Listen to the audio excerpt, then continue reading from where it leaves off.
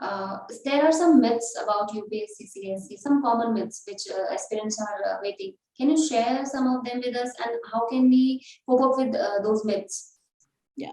So the first myth I already told you, that is the glamour, the myth of the Lal Batti, which I'm so happy it has been taken away so that now people can see what it is real. The second myth is the moment you clear the civil services, you have arrived in life. So that is the biggest myth which people don't talk about. It is like mental health issues which people don't talk about, you know. So what happens is that let me also tell you, people who top in the civil services may or may not end up becoming successful people. In my batch, most of the people who were in the top five, at least two of them, three of them I know, left the service. And they are doing successful things outside of the service, right? Because they were too maybe talented to be a part of the service, or maybe they wanted to do something and they didn't have a time to explore, or they maybe wanted to prove a point to their parents. So the first myth is that just by taking an exam and successfully entering the exam does not make you a successful civil servant, because the challenge actually starts after your training gets over, and after you get your first job where you have to do hands-on work. And the challenge in this is just like the challenge you face in your taking your exam or in life, and that is consistency, right?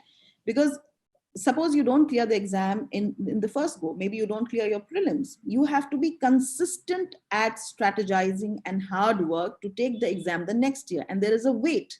You have to wait like Nandi, patiently, right? So that is what you have to do. Also, so that is the biggest myth that you have.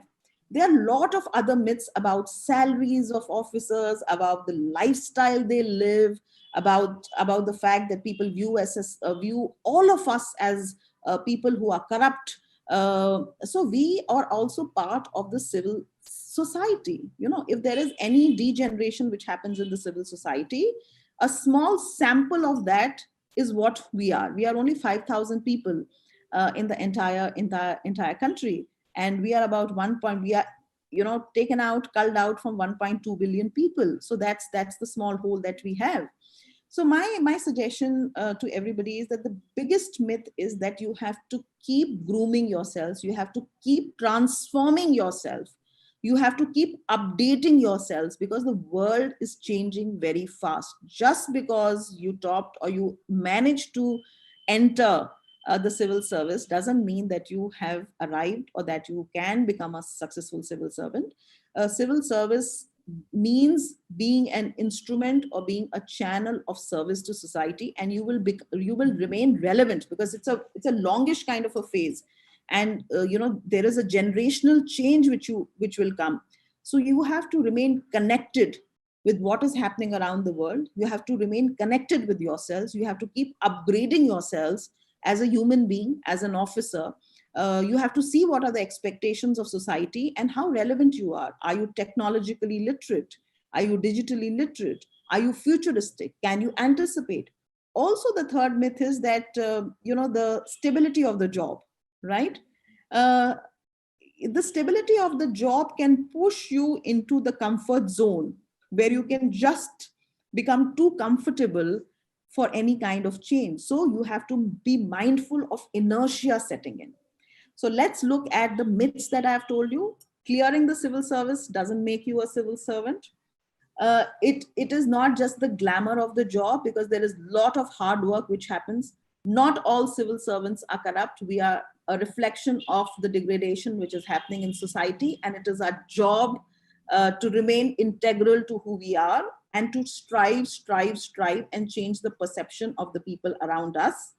Our biggest myth is that we are put on a pedestal by society. We must keep baking the pedestal so that we remain human, uh, at the same time as we are officers, so that we can connect with civil society. And please, let's not segregate ourselves from the civil society, because we are the bridge between the constitution and the civil society. And a bridge is always very, very humble, because people walk over the bridge. Yeah. Right. So remain the bridge, remain the connect, remain humble always. So remember these four myths. So if you think you can be better paid in a corporate job and that is what you want, plush lifestyle, then please go there. Maybe this is a myth I have about the corporate sector because it also makes you work a lot. But if you are looking to be a service channel of service, a service provider to civil society, and you are idealistic and you still want to be able to merge integrity with delivery, then you must come here together and be the bridge. Thank you, ma'am. Ma'am, I think some of the people think, or is UPSC having any mismanagement crisis? No, I don't know. I mean, crisis means we would have collapsed. So let us also understand how the civil service was envisioned, right? Crisis happens is when there is a crisis is actually not a bad word. Let me correct myself. It's a good word because it's a time of reckoning. It basically means that, hello, let's take a 2-minute pause and think where we are going. There is a time for change. Sometimes when change does not take place, when the important is not attended to, it becomes urgent, right? So because times are changing very quickly, technology is leapfrogging over mankind. New and emerging technologies are coming to the forefront. Policy making has adopted a newer dimension also because we are moving from a realm of public-private partnership to public-citizen partnerships, right? You see citizens becoming the center of so many things. You look at crypto and you look at Bitcoin, you look at a blockchain, all this technology. What is the technology trying to do? Technology is trying to empower individual citizens. So we are also making a move from consumers to citizens, And how is this move getting reflected? It is getting reflected in the thought process. What is the thought process? Minimalistic living. What is the thought process in economy? Circular economy, right? What does it force?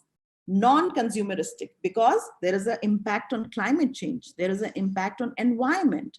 So there is a shift happening in society and we have to align with that shift.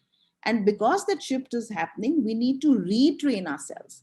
Alvin Toffler many years said, a person who will survive into the future is the one who is in a position to unlearn, relearn, and move into the future. So I think the crisis is of imagination because we are right now sitting in a digital age and we are ushering in an age of imagination and creativity. So we have to come up with creative thought processes so that our citizens feel aligned. When there is a gap between how the civil servants are delivering, how the civil servants who represent the citizens through the political executive are thinking, and if there is a gap between the civil servants and the civil societies, then you call the third C called crises, right? So the crisis is of governance, and public administration, because I'm a student, has to move from the fourth or the fifth phase of public policy making to the sixth phase of public policy making, which has to dare greatly, which has to bring the citizen into the center of things. We have to now think from the citizen's point of view. We have to step into the citizen's shoes and we have to transform the consumer from a citizen. If I can just take 1 minute and tell you, because this is something I'm very passionate about, and this is what I learned with my professor, Professor Robert Reich, who taught us economics at the University of Berkeley in California. And he said something very nice. The dilemma facing all of us today, also as civil servants and individuals, as people who take decisions at home, maybe husbands, wives, or mothers and fathers, is that when we go to purchase something from the market, say we go to a big bazaar, we want the best quality thing in the least amount, right? Best quality, lowest price. And that is also what we call government L1 tender system, right? That is a consumeristic mindset, right? When we come out and buy something, which is say a handcrafted thing, and now we bargain with an artist and we get the best quality, handcrafted, original, organic thing for cheap price. And then we come out of the market and a journalist questions us and says, ma'am, do you know that this was produced by child labor? Then what is your thought? Then your citizen values get alerted. and you say, oh my God, I didn't know. This is so bad. I'm going to ban this company. How can they do this? So all our conflict in policy makings comes because we want to purchase things, make policies as with consumer values, but at the core, when we are alerted, we are citizen values. So be able to reconcile consumer values with citizen values is what brings about the crises.